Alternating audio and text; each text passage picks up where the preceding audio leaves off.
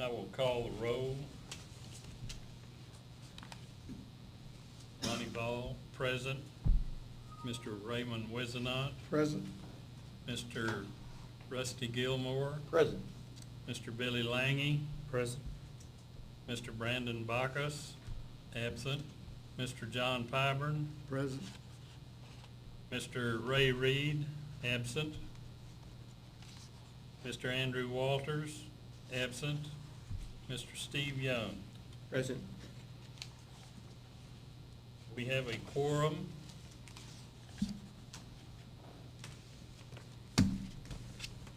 First item of business will be training for board members.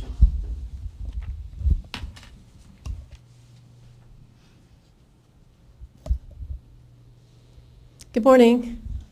Just to change things up a little bit, rather than me sitting there, we designed a little PowerPoint that might make this maybe a little more interesting, maybe a little bit. It's still very dry information. My name is Della Lindquist. I'm the Deputy General Counsel. Welcome, new member, Mr. Young. As you know, about every year we have to review the training for the different statutes that affect you as board members here. Primarily, which would be the Administrative Procedures Act, which covers the rulemaking, Open Meetings Act, also that basically covers what you're doing here, and the Public Information Act, which is also called the Open Records Act. So, without further ado, we'll just kind of go over some of the stuff that you've probably heard before, just to kind of reiterate the training that you need every year. So we'll start with the Open Meetings Act, since that's really one of the most important laws that you'll be dealing with because you are board members and because of your role. Basically, the main purpose of the Open Meetings Act is to ensure that the meetings we have here are open and transparent and that the public is notified of what we're going to be talking about here and the decisions that you're going to make today or anytime you meet. Obviously, we have to post the notice. That's why we have to get our agendas ready and get them filed 7 days, excluding the day of filing and the day of the meeting. So it's really about 9 days. And we have to provide notice of each meeting to the Secretary of State for posting on the internet, and we must post it also on our website. The date, hour, place, and the subject matter. And we try to be as specific as we can when we put our items in the agenda, so it doesn't just say general update. We really try to be as specific as we can if we know what the topic is going to be and the rules, which rules we're going to be talking about. As you just decided, there's a quorum of you today with a 9-member board. Obviously 5 of you is a quorum, so we have 6 of you today. So that means you can make decisions today as if you were, here with a quorum with a full body. If there were not a quorum of you here, if there was only 3 or 4, you could still conduct a meeting, but we would not be able to make any official decisions today.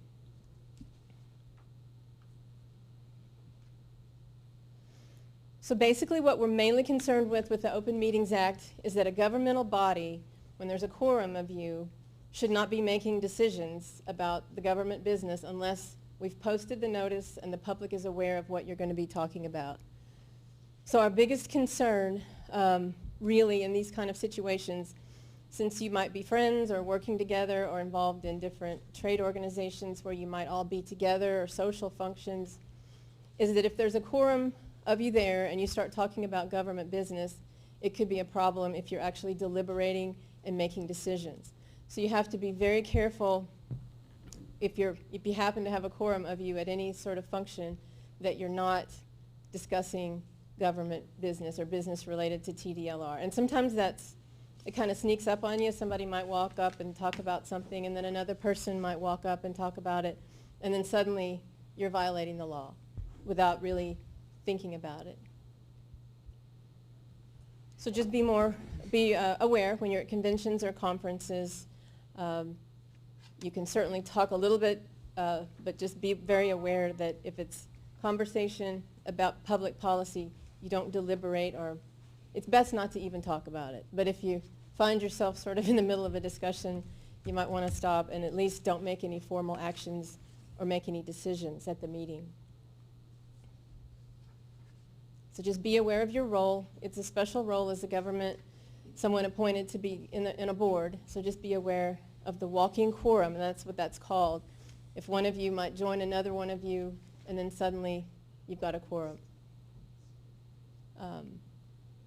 Now, one of the other dangers of the walking quorum is on the internet.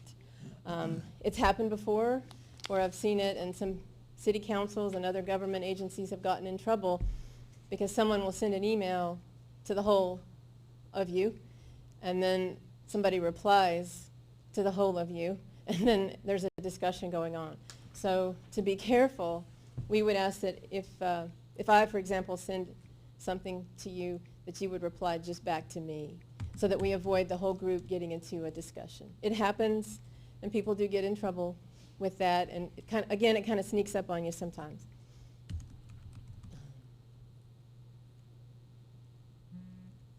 Again, that's just an example. On an advisory board, 2 board members exchange phone calls and emails expressing thoughts on an upcoming rule change, which could happen any day. And then they exchange their thoughts, and then they forward it to another board member.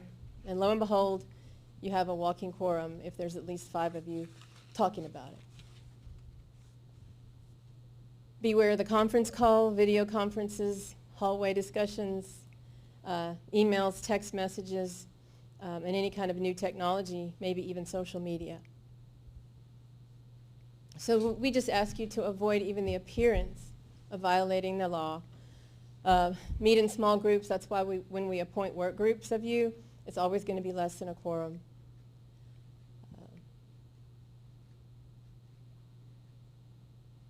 Now, when we do have an open meeting that's been posted, the agenda's been posted, that's why we must always limit our discussions here and formal discussions and decision-making on what's been posted in the agenda. That's why when a person comes up during the public comment period, to address something that might not even be on the agenda, something kind of random but related to water well drilling, that you can't engage with them.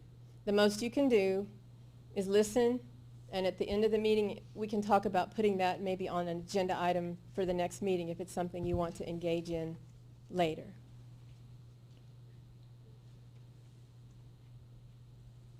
So that's why we have to be very specific when we have the agendas posted, and we have multiple discussions with Delia and Mary and everybody here before we post the agenda to make sure that nobody's going to have a surprise topic that we just come in and we check with you to make sure that we've got everything you want to talk about on the agenda, because we don't meet that often. There are civil remedies. Any interested person, including the media, may petition the courts to stop actions taken in violation of the Open Meetings Act. So if you were to come in and vote on something or vote in an illegal meeting and take some action in violation of the law, at the very least, they could stop that action as a void action that shouldn't have ever taken place. But there's also criminal penalties. So it's pretty serious. Best practices, again, be aware if there's a quorum of you, and discussing board business. And that's some easy reading for you some evening when you're bored.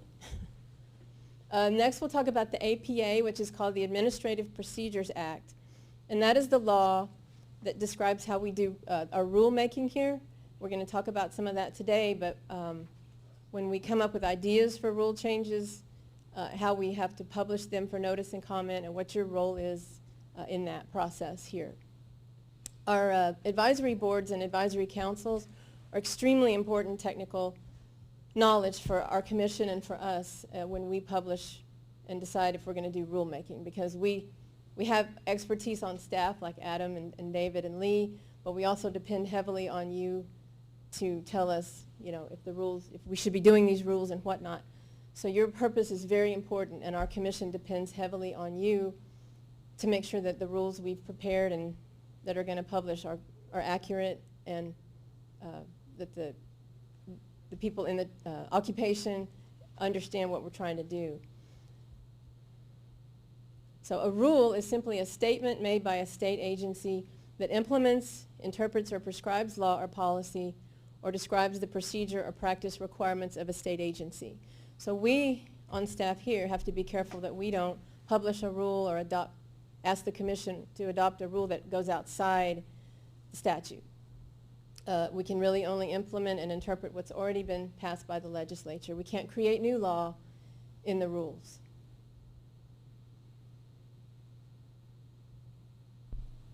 Any interested person may petition for adoption of a rule. Anybody from the public can ask us, and they do frequently, to adopt a rule.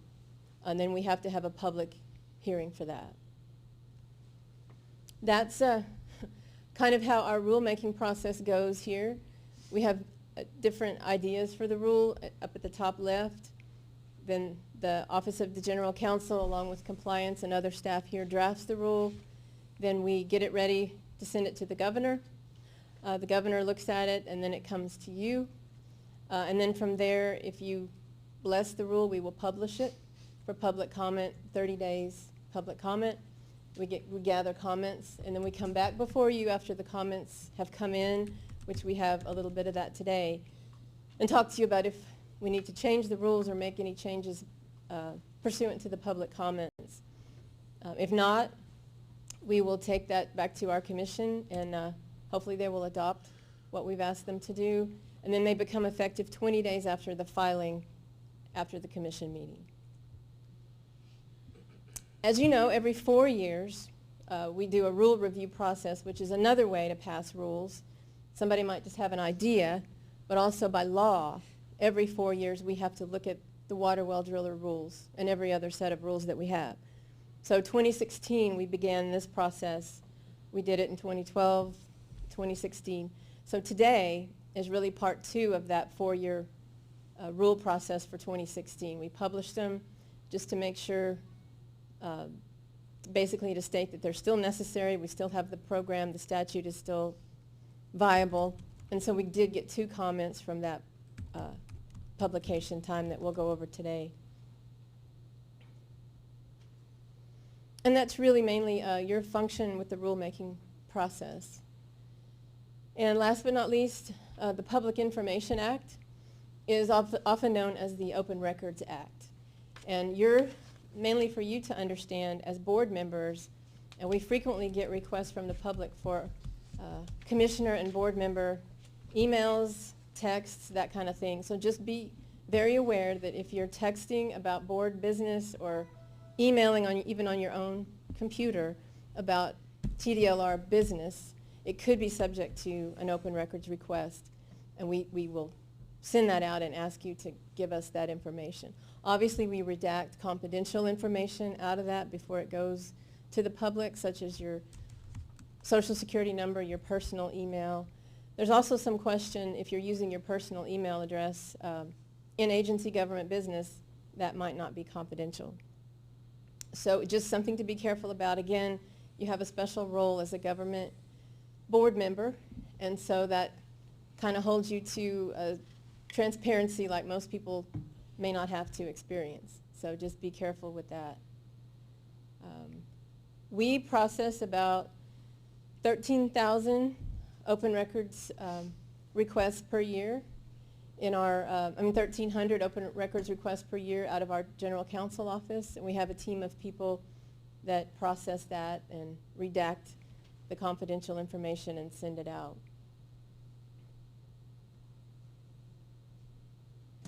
If you receive a public information request, if somebody contacts you and wants copies of documents that we have at TDLR, you should forward it immediately to our open records email address, which is up here.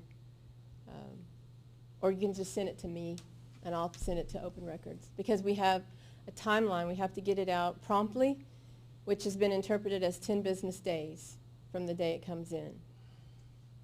Certain information is required to be redacted from the open records request: date of birth, email address, personal email address, certain education documents. And now that we have a lot of medical type programs here, HIPAA and Medical Privacy Act records, because we have a whole lot of new programs that touch on being medically related. And those are your resources for the Public Information Act. And down at the bottom, that's our open records email address that I'm happy to give to you if you have a question. But all right, do you have any further questions? All right, thank you. Thank you.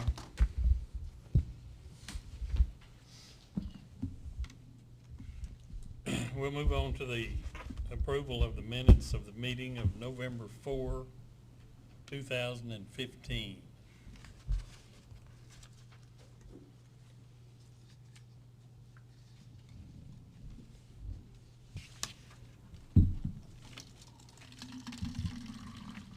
Has everyone had a chance to look at the minutes?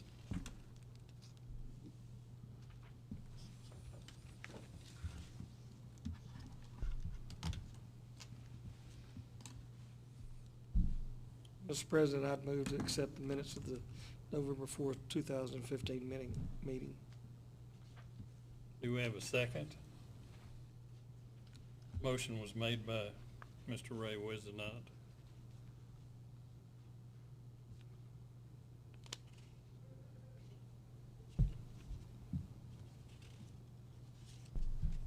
I wasn't here.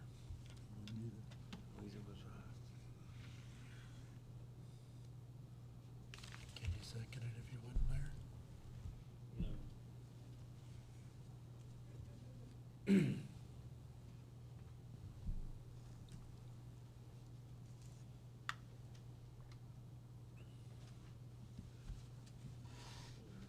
We weren't present there, what we did.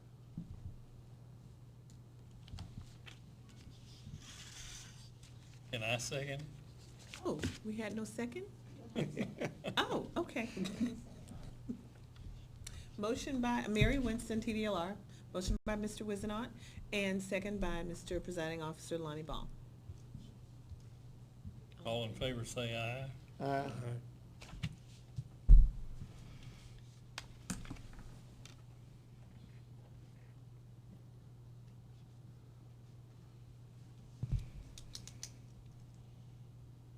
Minutes are approved. Do we have public comment? Anyone?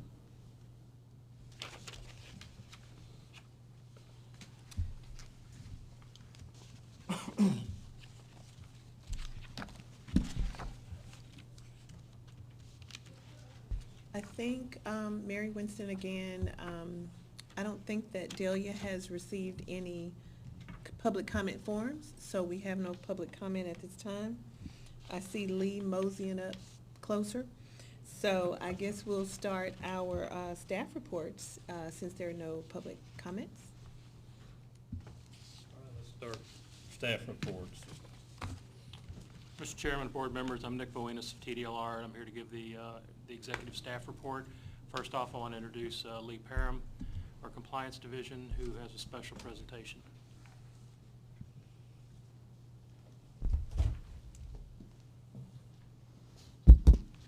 Thank you, Nick.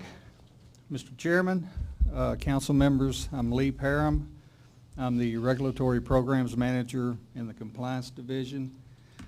At this time, we would like to honor Mr. Virgil Clark, who was a member of this advisory council.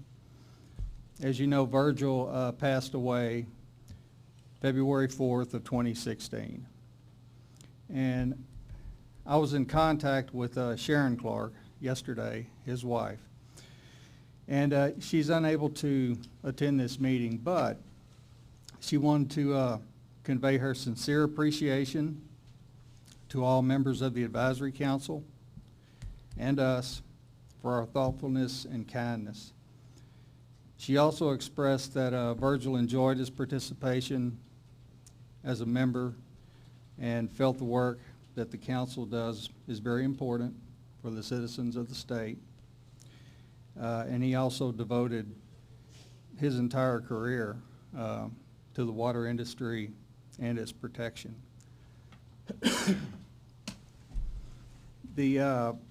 This presentation is in recognition of Virgil's contributions to the Texas Department of Licensing and Regulations, Water Well Driller Advisory Council, Virgil was appointed to the council in February of 2005.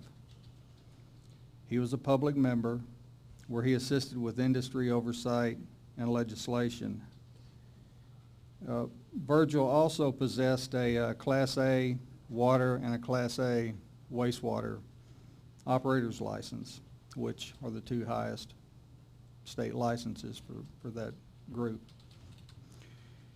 As a Water Well Driller Advisory Council member, Virgil was instrumental in providing recommendations for the implementation of House Bill 930. If y'all remember that, that was the, it authorized the department to administer the Water Well Driller and Pump Installer Apprentice Program. Virgil and his wife Sharon Clark, they also established Clark Utility Service, which provided services to the water and wastewater industry since 1988. He served as Director of Utilities of the City of Alpine and was the manager of the Study Butte Water Supply Corporation. Virgil was also a consultant to Lajitas Municipal Services and Big Bend Resort and Adventures. And he was also the OSSF inspector for both Brewster and Jeff Davis counties. So he had a lot of ground to cover. Virgil was a pleasure to work with, and he really left us with an impressive legacy. And what we're going to do is present this certificate of recognition to Sharon Clark, his wife. And let me just read it to you here. Certificate of recognition and grateful appreciation of Virgil B. Clark Jr. for his lifelong dedication in protecting our precious resource, water, for the citizens of Texas. TDLR thanks you for proudly and honorably serving the citizens of Texas as a member of the Water Well Drillers Advisory Council for 11 years. The TDLR thanks you for his wisdom and guidance to the water industry as a member of the Water Well Driller Advisory Council. TDLR thanks you. And for his common sense approach and uncompromised industry expertise, which brought trust, enhanced oversight, and cost savings to the water well driller and pump installation industries. TDLR thanks you. And it's awarded to Sharon Clark, 17th day of July 2017, and it's signed by our Executive Director, Brian Francis. So we just want to take some time to do this. Thank you, Lee. Thank you, Mr. Very Chairman. nice. Thank you, Lee. Mr. Chairman and board members, as you may know, since your last meeting, TDLR's longtime Executive Director, Bill Koontz, retired, and Deputy Executive Director Brian Francis was then promoted to Executive Director.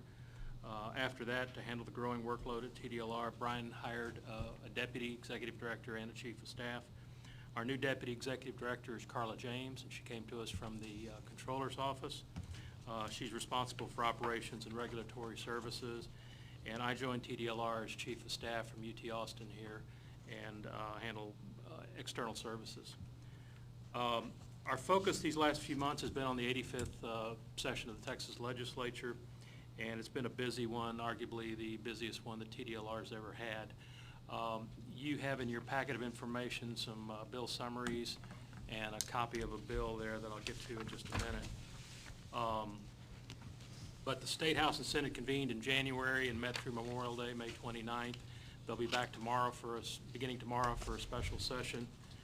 This session, more than 6,500 total bills were filed. TDLR staff tracked a total of 341 for our various programs and agency. 130 were directly related to current TDLR programs. 20 dealt with new or transfer programs, and 191 bills that, if enacted, would have affected agency operations. It was a total team effort as the staff worked hard to analyze, monitor bills, and give feedback and resource testimony throughout the session. We attended 65 hearings before 20 different House and Senate committees. Now, during the past session, one bill affecting this program passed and was signed into law by the governor. That was Senate Bill 2068 by Senator Don Buckingham. You have a copy of that in your packet there. It relates to the plugging and capping of abandoned, deteriorated, open, or uncovered water wells in the Bandera County River Authority and Groundwater District. SB 2068 took immediate effect on June 12th, and we'll let Lee Parham talk more about that under item G on the agenda. On June 15th, Governor Abbott vetoed House Bill 3025 by Representatives Tracy King and Andrew Muir. In his veto proclamation, the governor stated that the bill would have authorized a groundwater district to determine when a landowner's well was deteriorated and to compel the landowner to repair the deteriorated well to the district's satisfaction. He concluded that the legitimate need to repair deteriorated wells should be addressed in a way that provides more protection for the landowners. On our website, you can go and find a full report of all the legislation that we covered affecting TDLR programs. It's at tdlr.texas.gov. Also like at this moment to kind of promote our social media outlets for you to keep track of what we're doing by liking us on Facebook and following us on Twitter. But getting back to the website for just a minute, wanted to give you some traffic numbers and how they affected the agency and your program in particular. We had more than 9.5 million page views on our TDLR website all of last year, and during the 2016 year, this program ranked 10th among our TDLR programs with almost 71,000 page views. Over the past 6 months, the Water Well Drillers website has had more than 31,150 page views, an average of 173 per day, and the average time spent on a page is 2 minutes, 36 seconds. 63% of those visitors accessed your site through a desktop computer, and 33% did so from a smartphone, 4% from a tablet. Gives you some idea there of how people are getting to the site. And the top reasons for visiting the site, number 1 was laws and rules, number 2, FAQs, followed by well construction and plugging specifications, and applications and forms, and exam information. Any questions? Could you repeat the bill that Governor Abbott vetoed regarding the deterioration of wells? Yes, sir. That was House Bill 3025. Thank you.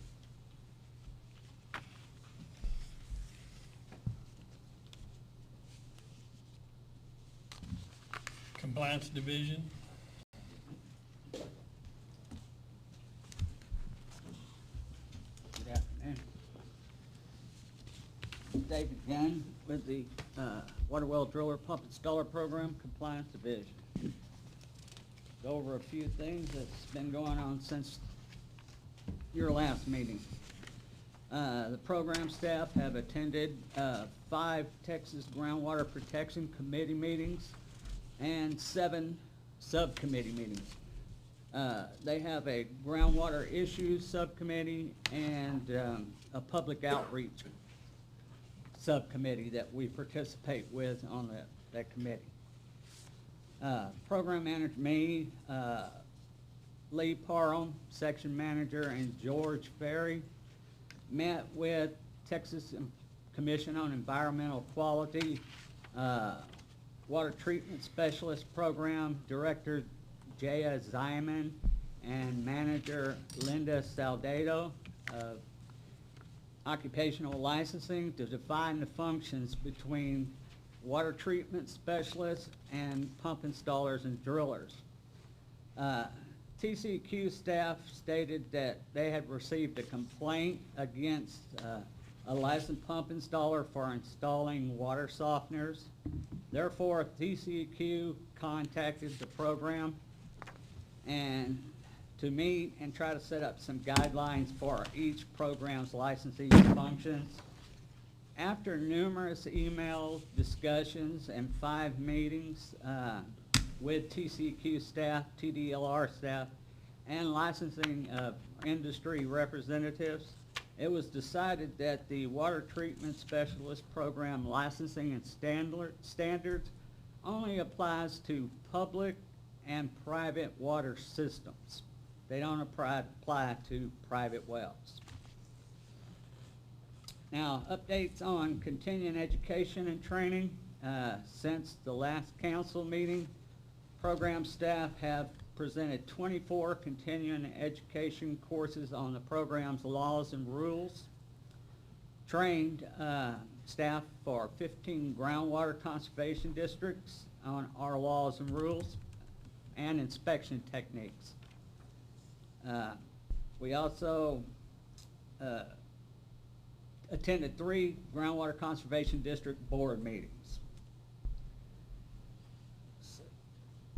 Adam Foster, hydrologist, he's been attending some other meetings. He attended 2 Texas Well Owner Network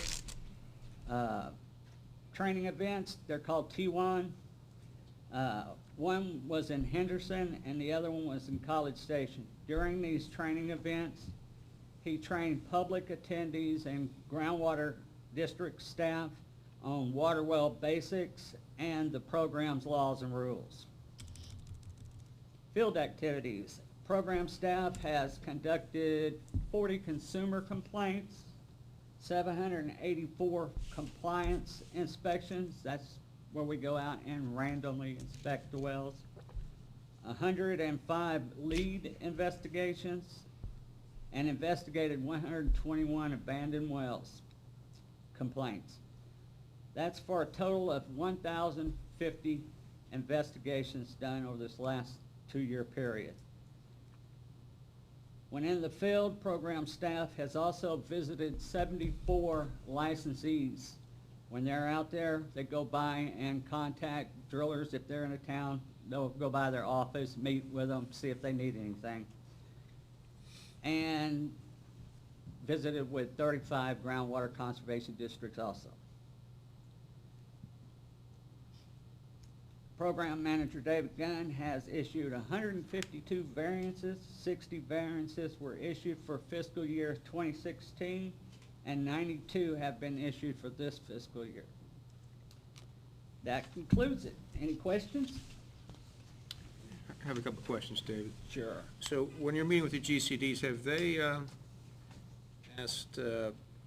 provided any type of suggestions or issues of concerns related to the rules at all? When we visit with them? Yeah, when you've trained them, when you've gone through the rules. Well, when we train them, we basically go out there and show them our laws and rules, and then they take them out to well sites and actually show them how we inspect wells, and because a lot of them don't have that particular experience. So, you know, we go out there and train them. Adam Foster, one of my hydrologists over here, he does most of that training. They give comments all the time, and we do use that information around here.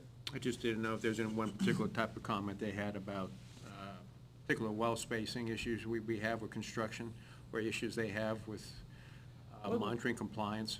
The way it's set up, the state, we set the minimum requirements. Groundwater districts under Chapter 36 can require more stringent requirements than we can. So we really don't address spacing. We do it with setbacks of sources of contamination. If it gets down to well spacing, we leave it up to the groundwater district in that area.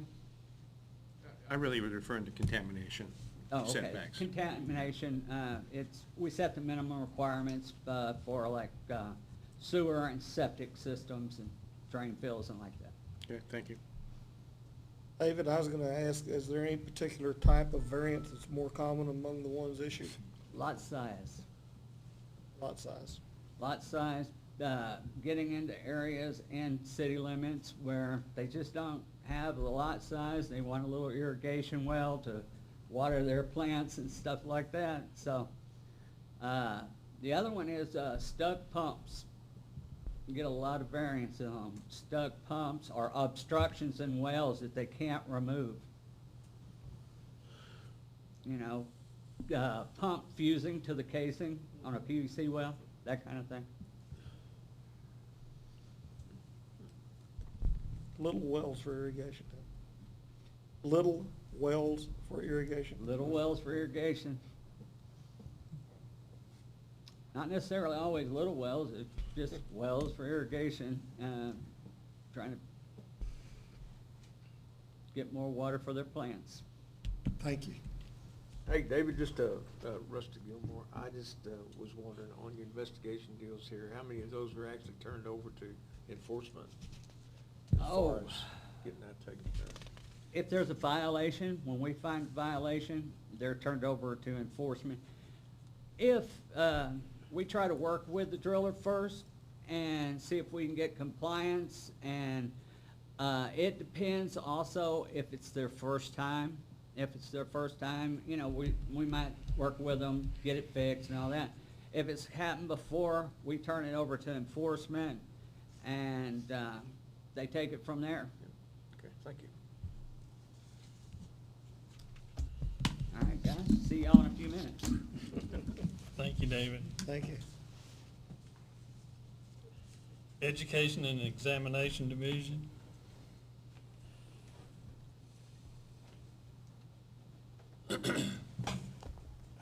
Good afternoon, Mr. Chairman and board members.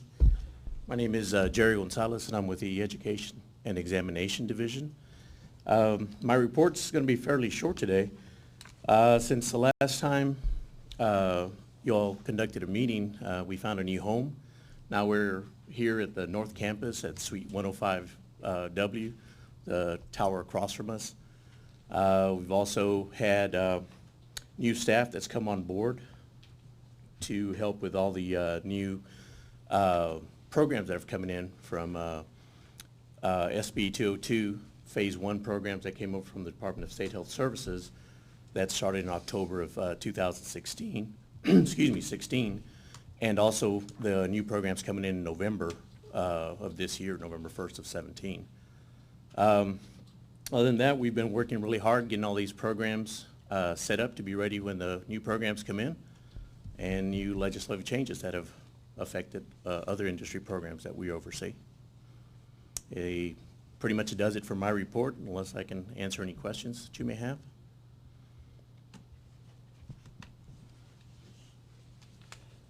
Any questions?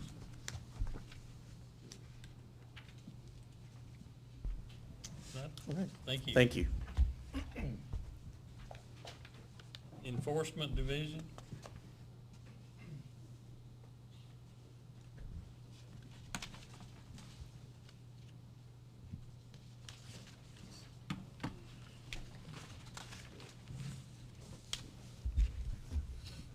Good afternoon. Ron Foster with the Enforcement Division. I'm a senior prosecutor. I'm one of two of the prosecutors that handle this program cases. And if you have a moment to look at our staff report, what we've tried to do is give you a little slice of the different cases, kind of violations that we tend to see. The 4 highlights that you have, you will notice that they all happen to be agreed orders.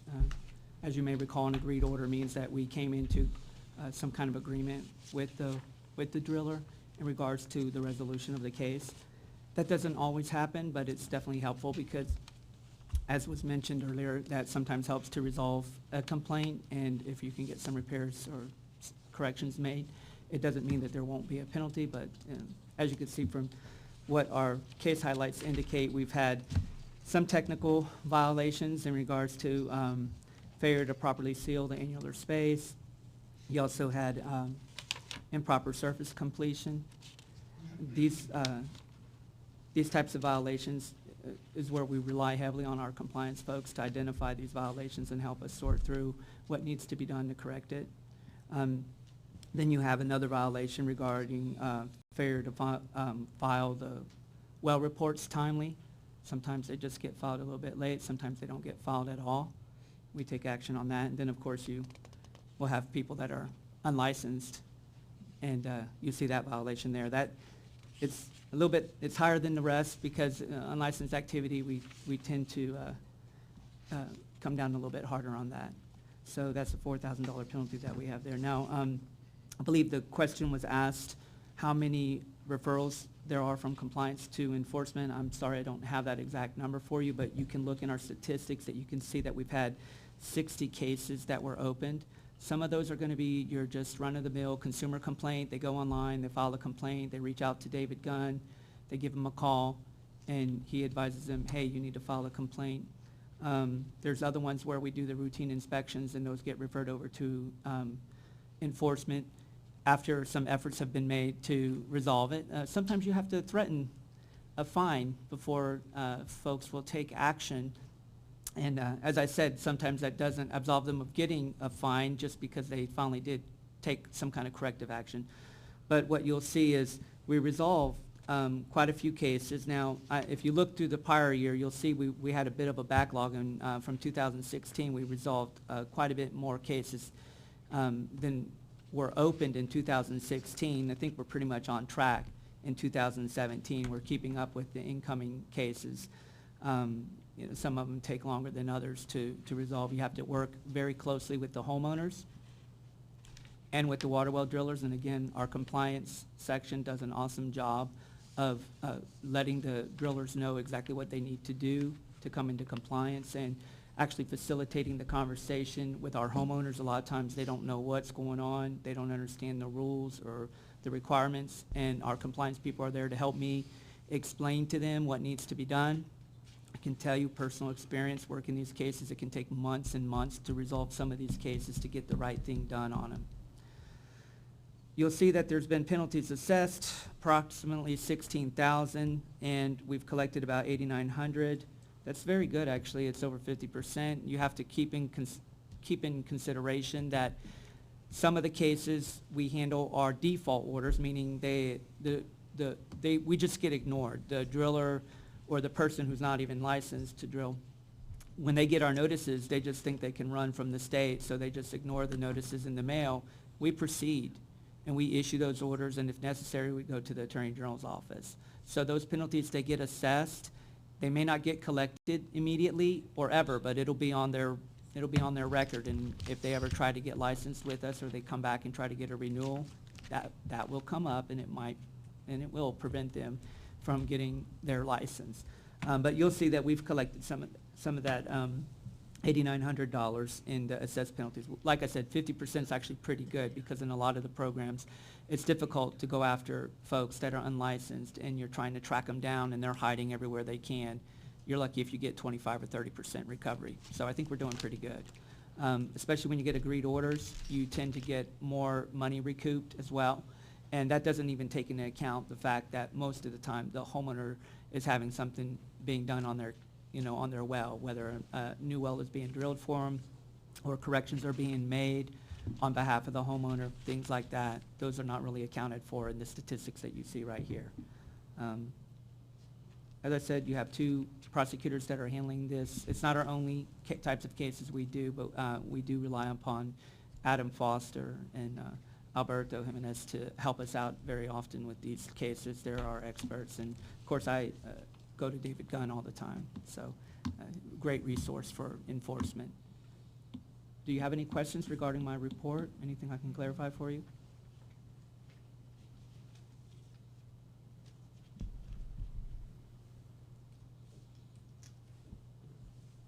Are there enforcement people assigned just to the water well drillers division, or do you work all divisions? We don't tend to silo our folks. What we have investigators that work they're assigned to different teams, and they work a multitude of different programs, just like I do. I have a multitude of different programs that I work. So I may switch one day or even within a day working different programs. So we don't have any one person that works the cases, but there are investigators that are assigned to a team that work those type of cases. They get pretty familiar. They do get pretty good working knowledge of what they're doing, and as I said, the compliance folks, they really step up and they really can explain. I've sat one-on-one with some of these compliance guys. Adam Foster's gave me numerous tutorials trying to understand specifics about a drilling or what it meant. It's might be easy to understand for y'all, but when I'm looking at it, I can read the technical language in the law. I don't always know what it means actually on the ground, so I need someone to explain it to me when I see something was done wrong. I need to understand fully what that entails, so that when I draft my allegations, it can be as accurate as possible. So we do have the expertise on staff to make sure that's clear to me, and the investigators use the compliance folks as resources too. Welcome. Anyone else have a question? If not, thank you All very much. right, thank you. Thank you.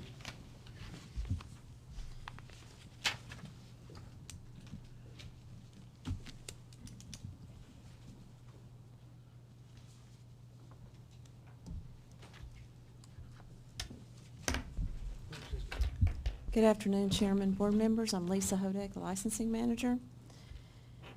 And my report shows, beginning with fiscal year 2013 through third quarter of 2017. And the reason I did this is because I wanted to show the change with the apprentices. Back in November 1st, 2012, the department stopped issuing the apprentice registrations due to a lack of authority in the law. And then in the last session, House Bill 930, we began accepting apprentice applications May 2nd, 2016. So you can see the difference in fiscal year 2013. We had 33 new licenses issued for apprentices, and then 2016 it was 244. So they came back and they're continuing to increase. Overall, our total population from the ending of the third quarter this year is 2,216, and that's the installer and apprentices combined. And that pretty much concludes my report. I'll be happy to answer any questions that you may have.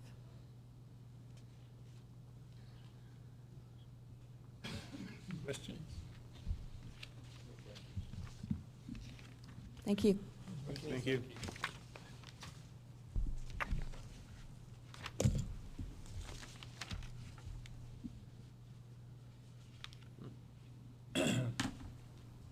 Discussion of the 85th legislative session bills affecting water well drillers program, SB 2068.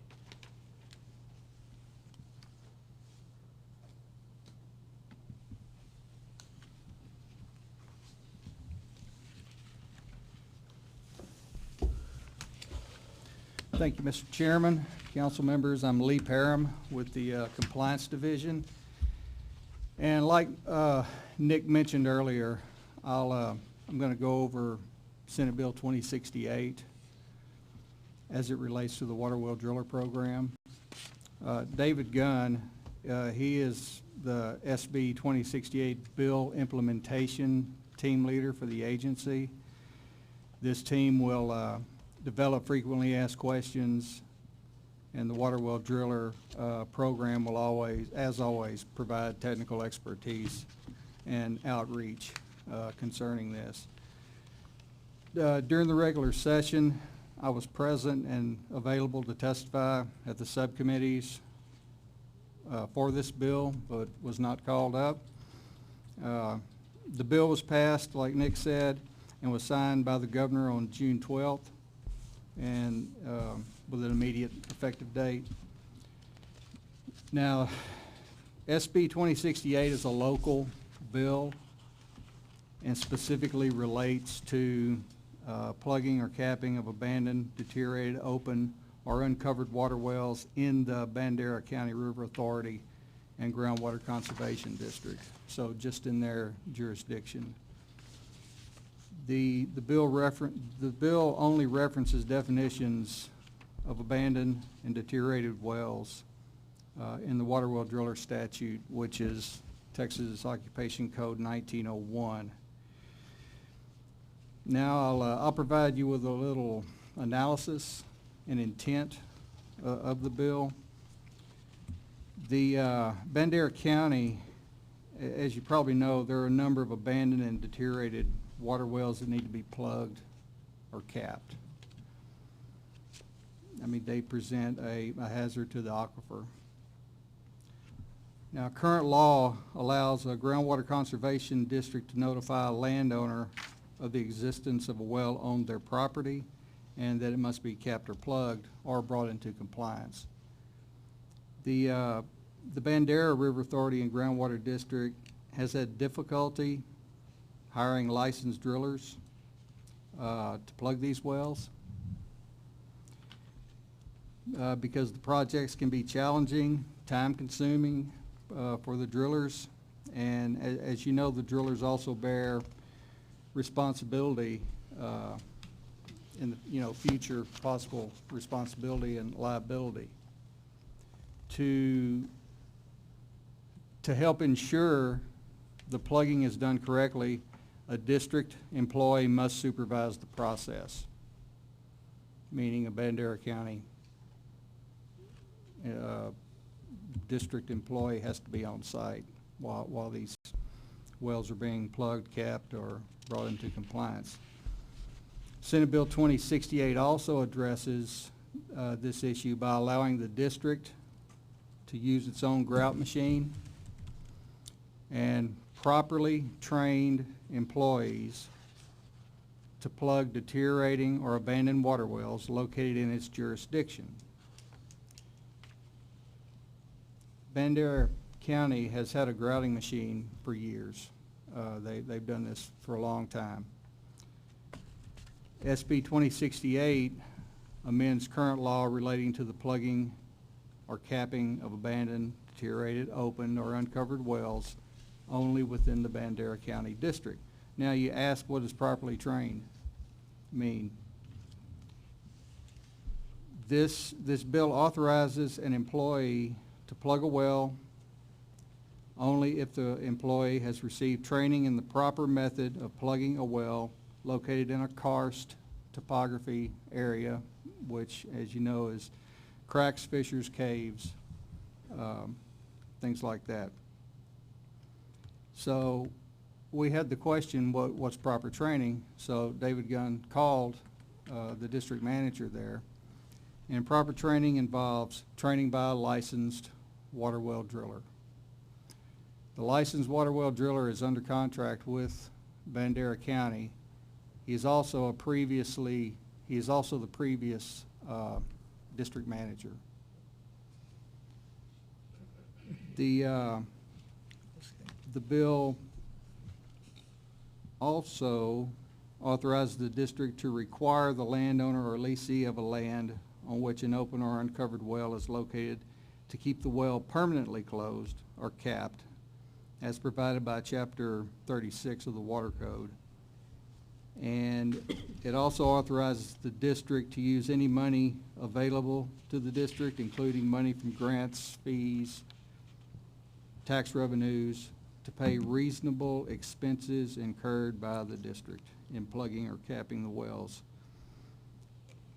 The bill also provides that the reasonable expenses constitute a lien on the property on which the well is located.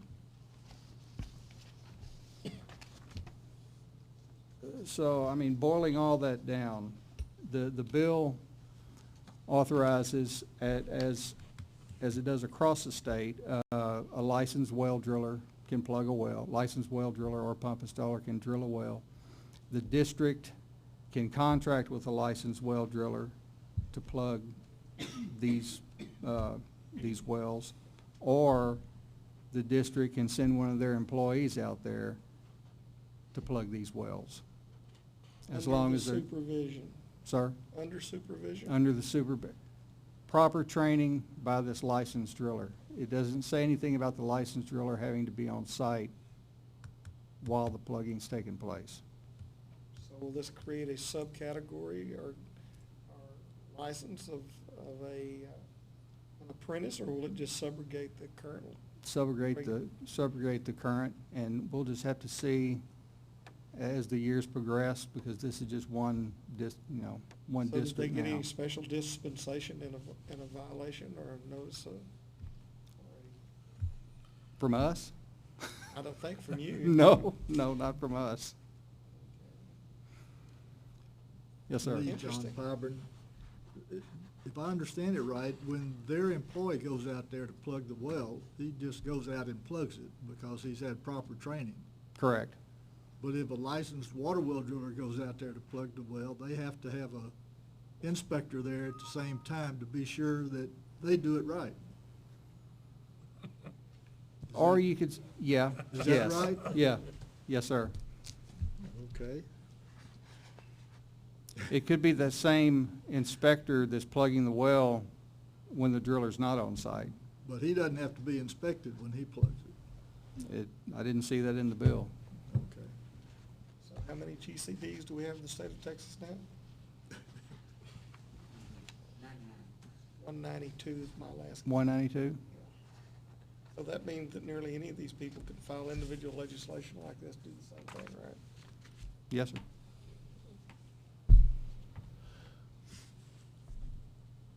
Any other questions? It's a done deal already, isn't it? The bill was signed, yes, sir. Could you say something about the bill that the governor vetoed? Does it play into this in any way? That was a House bill, and this is a Senate bill. That was basically, from what I recall, that was the only difference. Or there were some small differences, but it was basically the same. It was basically the same bill with some nuances. It just happened to be a House bill, and this was a Senate bill. They weren't companions. Okay. So what district was affected by that legislation? Same Or would have district. been? Same district? Same. Yeah.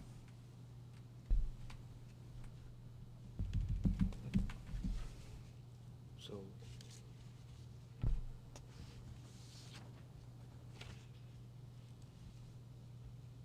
Does this, person, this employee, does he share the same liability in the future that a driller might if there was a problem with the plugging? The licensed driller that's doing the training, or the person that's actually doing the plugging? Well, I guess either. I didn't see any liability in that particular bill. Or I didn't see it addressed in that particular bill. So we only subrogated one section of our licensing to allow GCDs in the state of Texas to either hire a driller to instruct an employee to perform plugging operations. Yes, sir.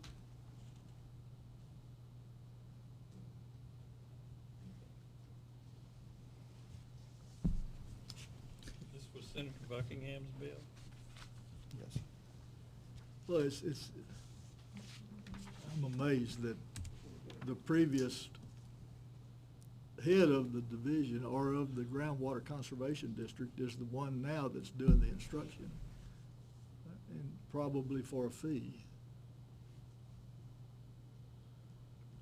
Okay. I can't speak to that, but Okay. I mean, I'm, Oh, and don't forget that they can use ad valorem taxes to pay for that too. Mary Winston, TDLR. Though I'm personally enjoying the banter, we're putting Lee on the hot seat. He can't respond to any of that because it's kind of beyond the parameters of TDLR. No, we know that. Yes, and we all know how these things go, and when something is signed into law, those are our marching orders, and that's where we have to march to. So, so why the discussion? Why the discussion? Why the discussion if it's a done deal? It's because I'm going to just venture to say, just to make sure We it don't is a want to done put Lee deal. on the hot seat. We don't- Well, we besides don't- putting Lee on the hot seat, I think he wanted to hit you with it gently, but I also just think he wants to make everyone aware. We want to make everyone aware of it. It's nothing that we can do about it, but we want to make you aware. Okay. Thanks, Mary. You're welcome, Lee. Any other questions? No, I just say, remember, Lee, that you always have resources to call on when it comes to committee hearing time. Yes, sir. And we do appreciate that, Mary Winston. Yes, thank you.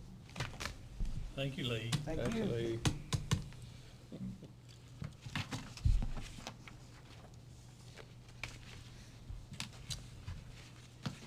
Discussion and possible recommendation on rules for fiberglass casing work group. That just, That's me again. okay. Work group met many times to discuss fiberglass as the advisory council had recommended. Had several meetings. The work group reviewed different types of fiberglass casing available and decided after going and getting the things that we need, like ASTM ratings and all that, that the best one of the bunch was ANSI National Sanitation Foundation number 61 with ASTM, which is American Society of Testing Materials, D2996 approved fiberglass casing. With all new rules, Governor Abbott requires that we do a cost estimate, what it's going to cost the small business of the state. Excuse me, this is Della Lindquist. It's actually been in the Administrative Procedures Act. I didn't want you to think it was a brand-new requirement. The fiscal impact has been there forever, although we do now give the governor our rules to review before we bring them to you. That requirement has been there since forever, but we have formalized our process in getting the fiscal impact. So it's kind of new to David and the compliance team, but we are, and the general counsel are really leaning on the compliance team to get us more than just a cursory review of costs anytime we implement a rule or go to publish a rule, because the law requires that we look at those costs to see if there's going to be any fiscal impact to the regulated entities, to the state, any gain or loss of income to the state as a result of passing the rule. Okay. After exhaustive research, the program was unable to obtain retail cost of fiberglass casing. I contacted several states, regulatory authorities, and pump supply houses, well supply manufacturers and everything to find out who allows the use of the fiberglass casing and if they sell the casing. I contacted Arizona, Arkansas, Kansas, Idaho, Oklahoma, and New Jersey. Only Oklahoma allows it. But when I called the pump supply or water well supply companies, contacted Wisconsin, Missouri, South Carolina, North Carolina, Oklahoma, and Oklahoma, the pump supply company doesn't even sell fiberglass there, even though they allow it, and Nebraska, and they don't sell it anywhere. Due to the inability to obtain retail cost data and the non-approval from some jurisdictions contacted, we decided to remove fiberglass casing item from the proposed rules. So at this time, we're not going to be looking at it.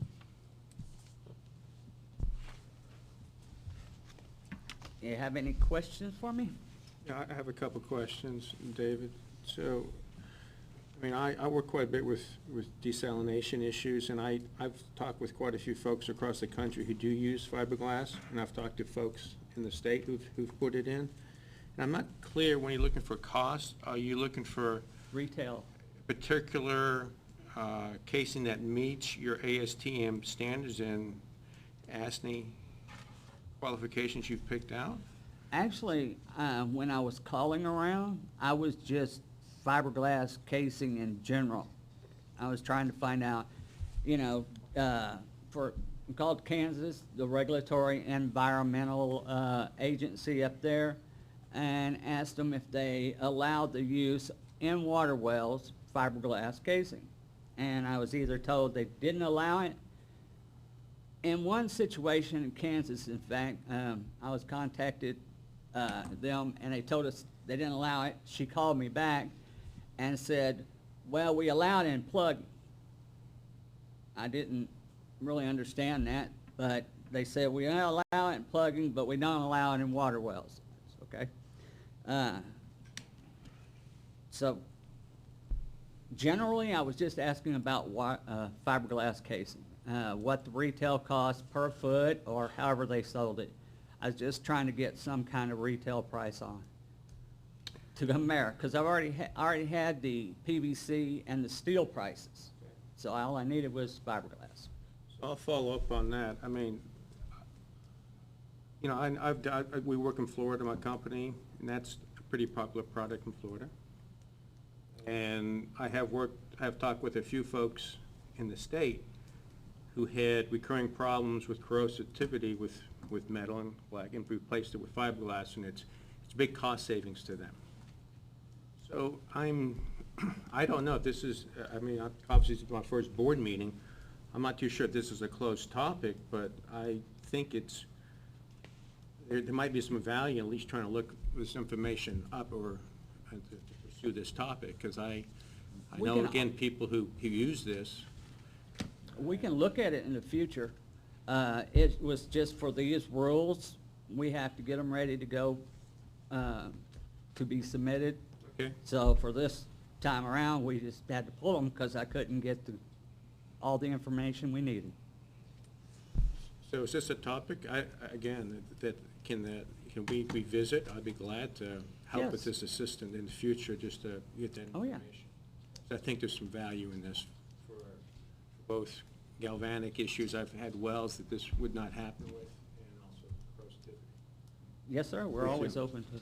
David, is New rules. is fiberglass casing excluded from our geotechnical rules? No. In fact, we allow fiberglass for monitoring well, Well, I'm saying, we're just saying not for water wells. not for water wells. Desalination would probably be allowed, wouldn't it? I didn't catch Or it. desalination well that he Well, mentioned? for a well that's in corrosive environment. Yeah. Yeah, it's allowed for monitoring wells. It says, we state it specifically for monitoring wells, but for water wells, we say it's gotta be PVC or steel.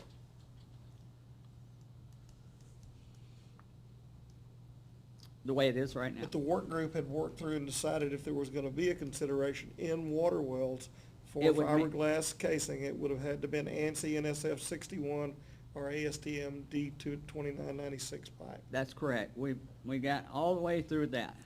And then I was trying to get retail cost. And that's when I couldn't get it. Before this meeting. Well, here again, we can have it come back on a future agenda, so, Can we put that on At the your next pleasure. agenda?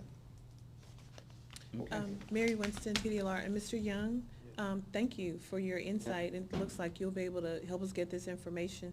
So you volunteered yourself to be on Absolutely. this work group? Be glad to work with David on that. Okay, awesome. Thank you, David. No problem. Any other questions? Thank you, gentlemen. Thank you, David.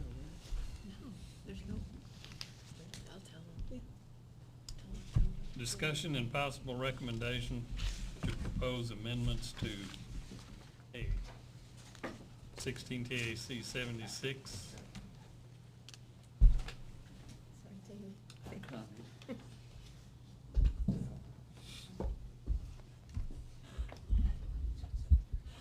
Hello again.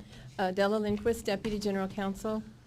In light of what I just heard, if pursuing the fiberglass option is something you really want to do and to save some effort, we could decide not to propose to file this particular set of rules right now, because with the bill having been vetoed and then the cost for the fiberglass not in time, what's left, really, as you look through the rule proposals, are cleanup things. It's really referencing corrections to other subsections in the rules. It's correcting terminology, expanding on a few things, clarifying a few things, but nothing urgent or pressing or that requires a date to be filed by. Because we were going to come back and reconvene and meet again in October, toward the middle or end of October, after the rules had been filed, waited the 30 days, and then discuss these changes.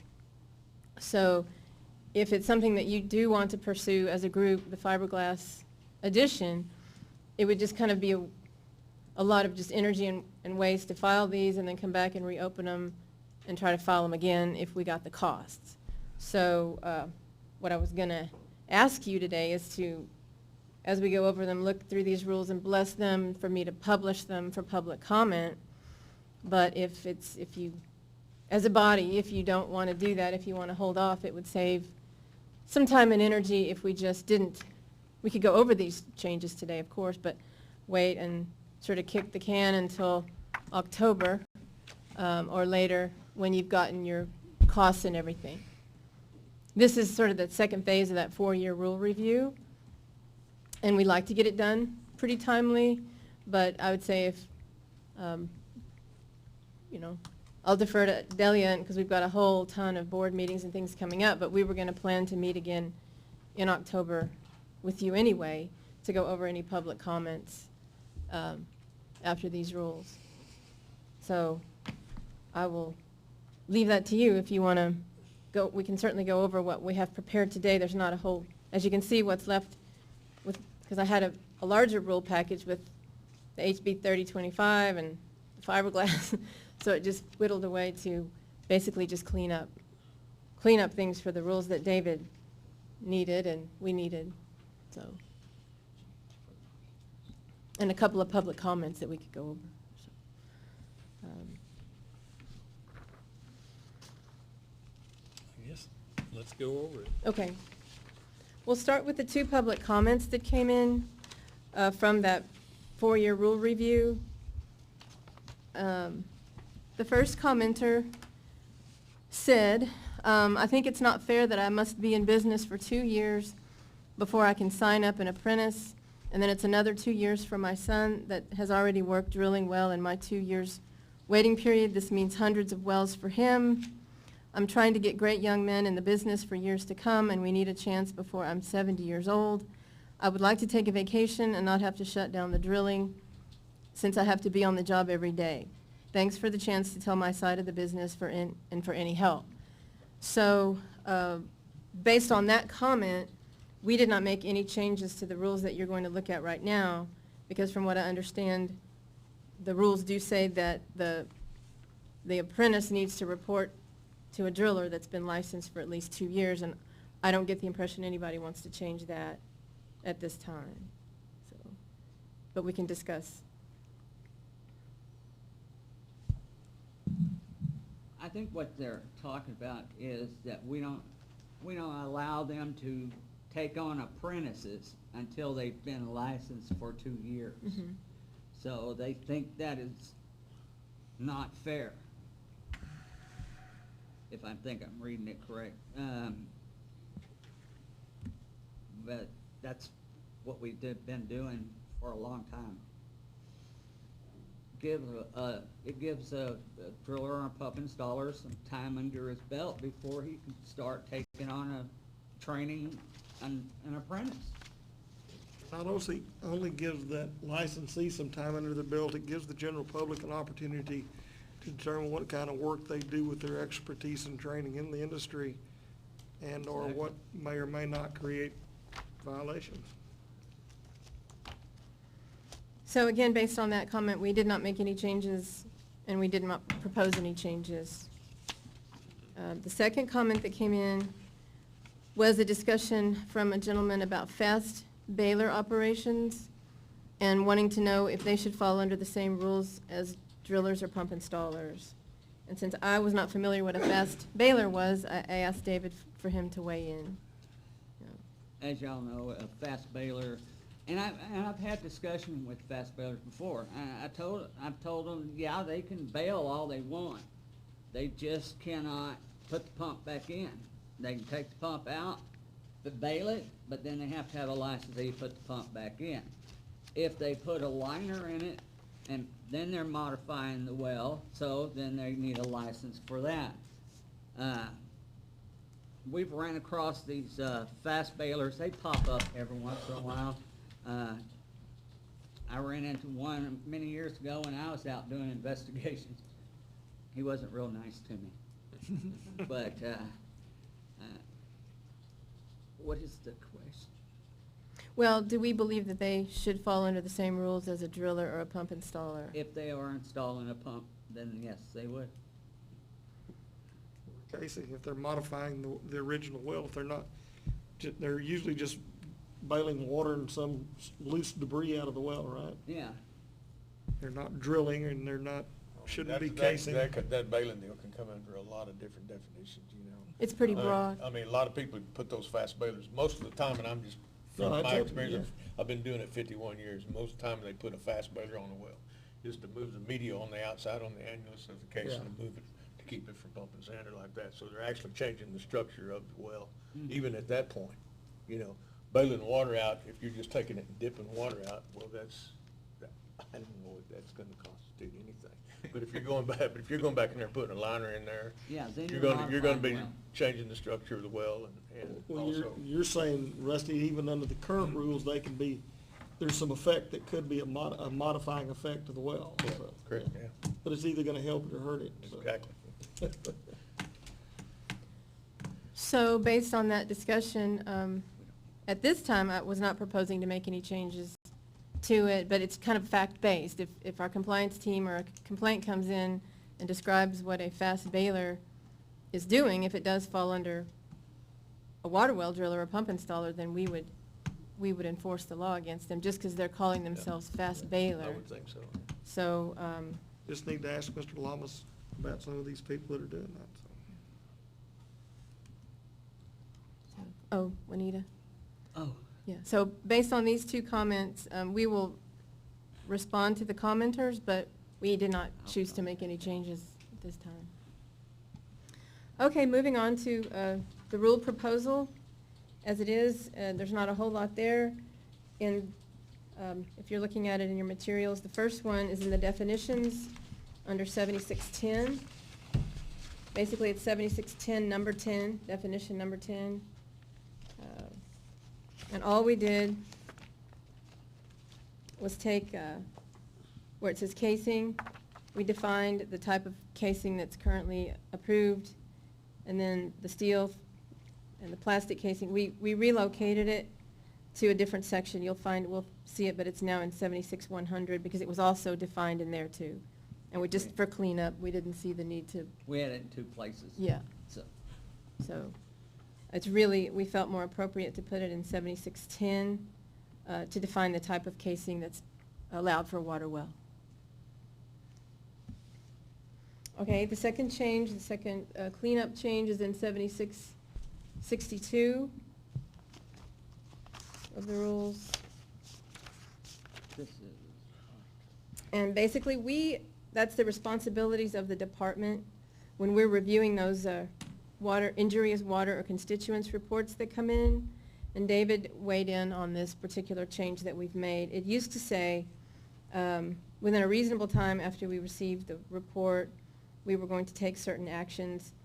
And now we're saying, I think within 45 days. Is that correct? yeah, Yes. what we did is because a lot of people submit their well reports online now, and they don't have to submit a different and undesirable or injurious water report. It now says, instead of us, when we get one of those undesirable reports, we're supposed to send a letter. Well, what we'll do now is we'll run a report that will show us everybody that checked off undesirable or its constituents.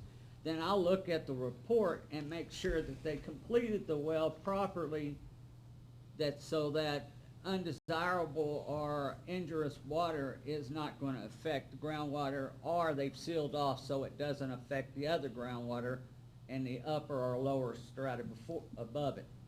So before we got a undesirable keep going with it, injurious water report, and we would have to send a letter.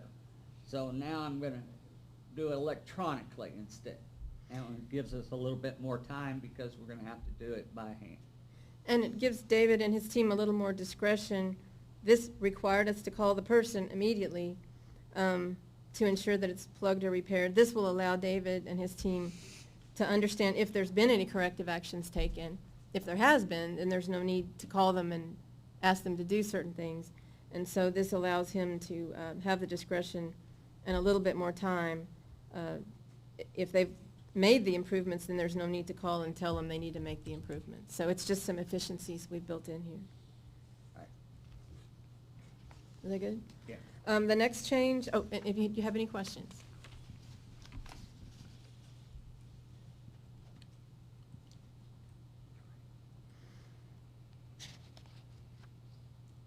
Okay, the next change is in 76.70, responsibilities of the licensee regarding the state well reports. Basically, we just rewrote it to match exactly what the statute says in 1901. That's really all it's done. It essentially said what the statute said, but we just wanted it to be much more clear. So not later than the 60th day after the completion or cessation of drilling, the driller shall deliver a copy of the well log to the department, TCEQ. Well, Yeah, and if the report is not submitted to the department electronically, then and the homeowner of the well or the person for whom the well was drilled. Is there any variances on that? Like if the driller's sick or something and in the hospital, and can't get to log in on a certain 60th day? They can give me a call, and I'll work with them. Okay. Sounds reasonable. The next change is in 7672. And B, we just really made some corrections to some references. 76B, a licensed driller shall ensure that when injurious water or constituents are knowingly encountered, the well is plugged or converted into a properly completed monitoring well as defined in 761017 and 761035. That reference to 33 was incorrect.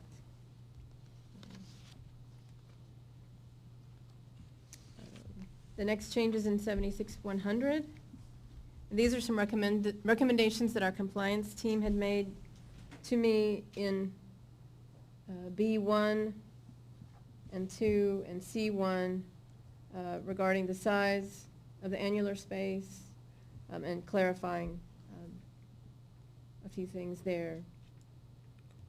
As you Just happened to say outside diameter of the casing, because we were having some that sealing it on with the inside diameter of the casing instead of the outside diameter. The 2 inches or 3 inches larger.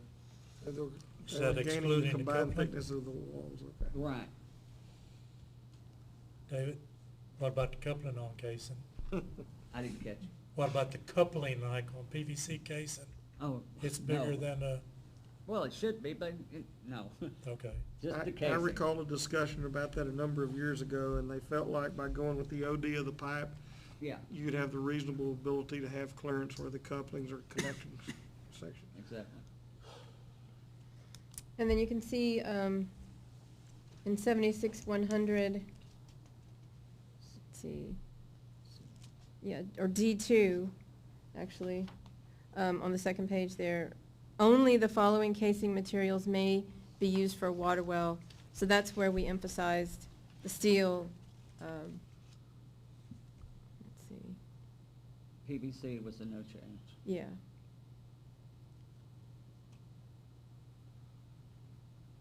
And again, in E, outside diameter of the casing.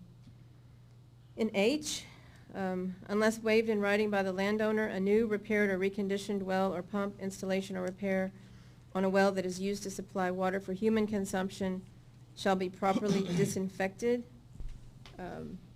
It wasn't really described in 76108, so we took that out.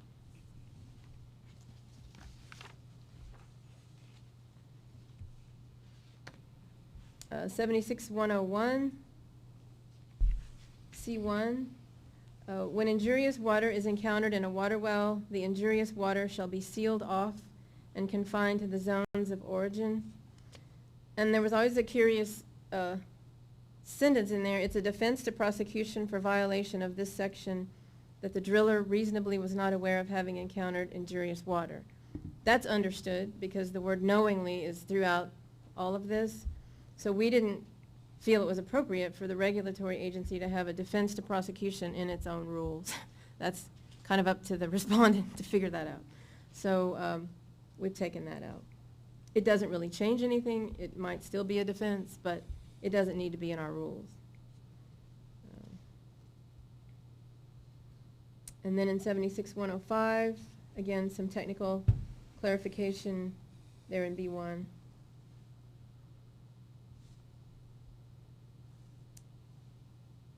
$76,107, again in number 2, a technical correction, clarification. And then in 76111, updating and correcting references to our program phone number and email. So nothing really dramatic in these rule changes.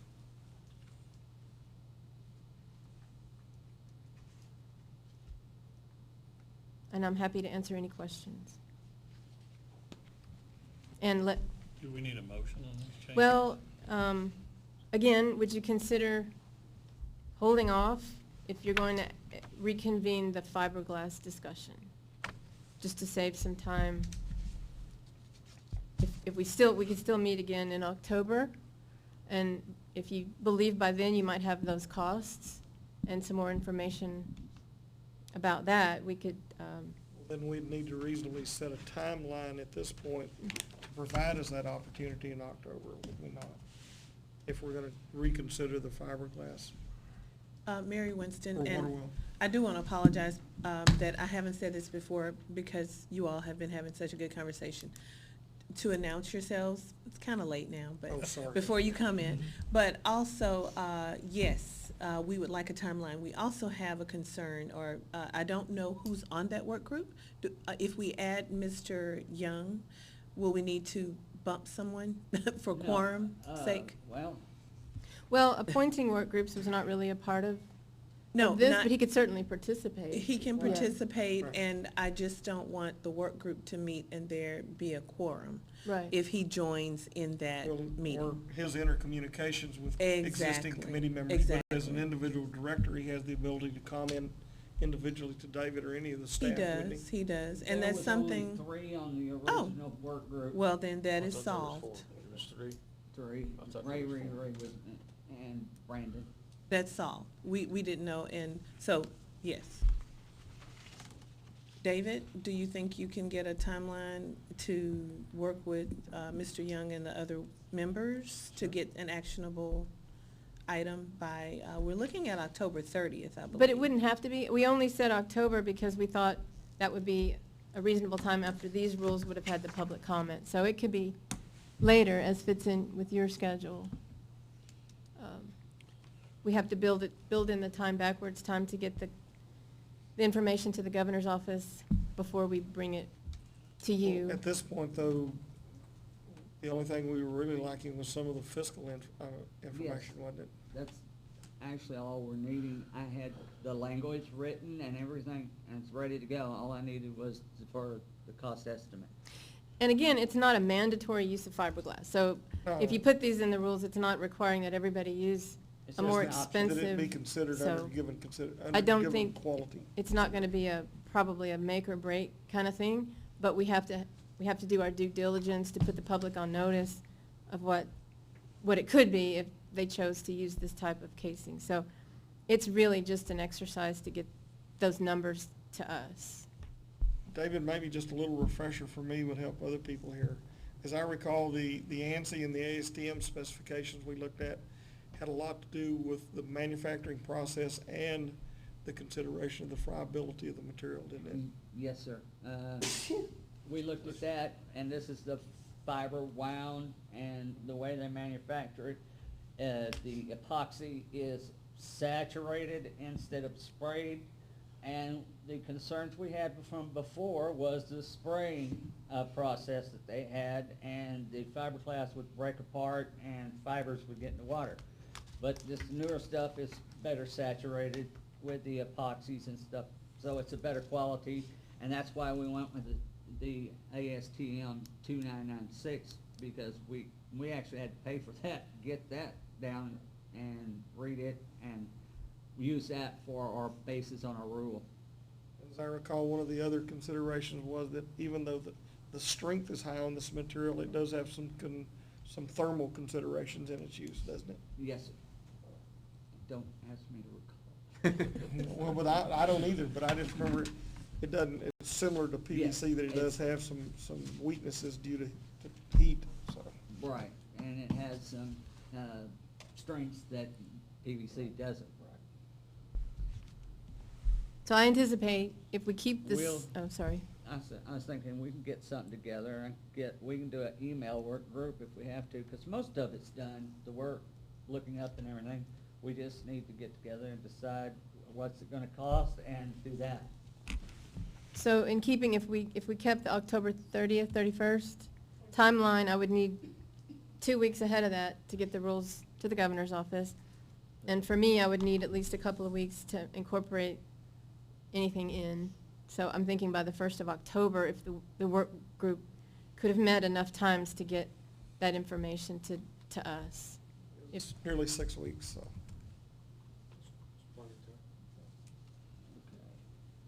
So, first thing, do you want to hold off then on filing these rules? So that we don't have to reopen them right away again? Here again, if we can spend just a little more time with this and make a nice clean effort of it, I don't know, but it wouldn't be worth the time. Okay.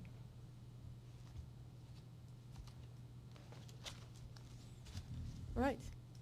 Thank you. Thank you. Thank you. So do you want to make a motion then to table this particular rulemaking until your October 30? I'll- You-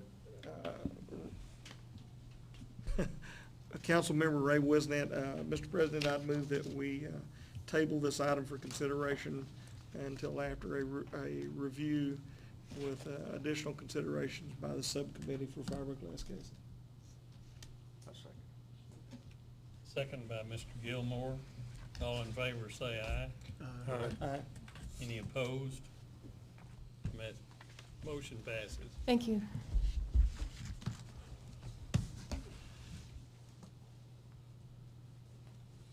Recommendations for agenda items for the next council meeting. I think we just Got one so far. have one.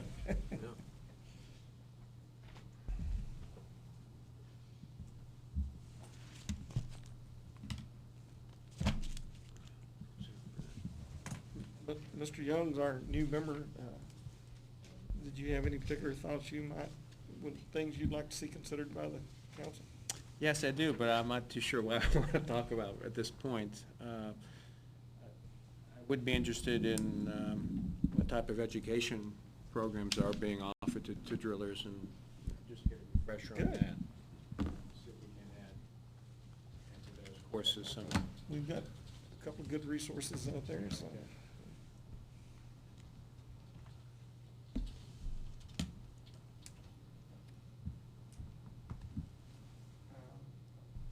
The thought, I believe you can go online and get most of that, can't you?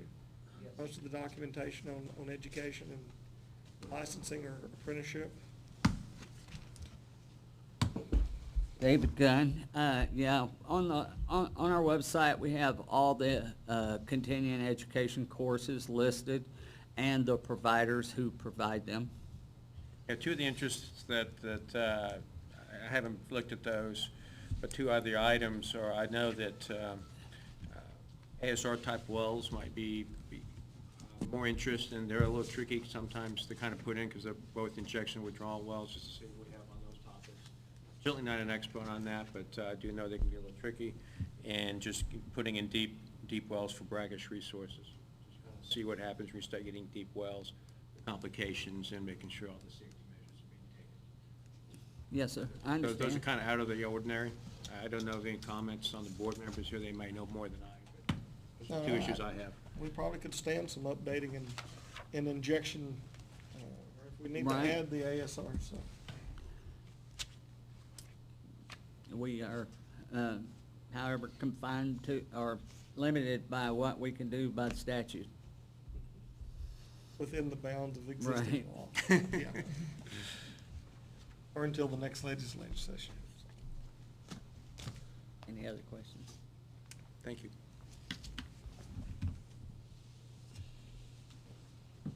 Okay, discussion of the date, time, and location of the next council meeting. Mr. Chairman, we talked about October 30th, and your agreement for that. Otherwise, we can look at other dates as well. It'll be Monday, October 30th at 1 PM. I'm wide open. Save Delia some phone calls. Della or Delia, I'm sorry. Depends on which side of the. Yes, ma'am. At least your name doesn't start with a D.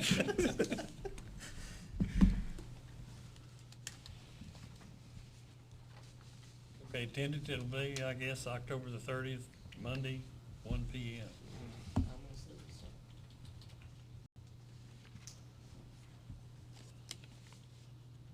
Motion for adjournment. So moved. Second. All in favor, say. All opposed? The motion passes.